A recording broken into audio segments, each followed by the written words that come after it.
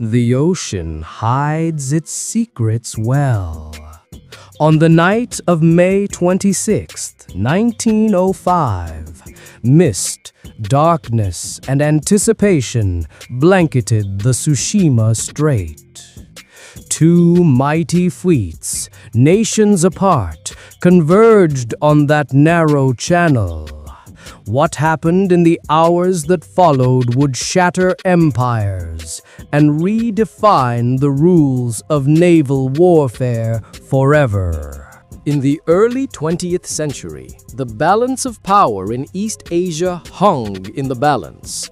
The rising Russo-Japanese War, 1904 to 1905, was fueled by imperial ambitions. The ambitions of the Russian Empire to expand influence in Manchuria and Korea, and the equally determined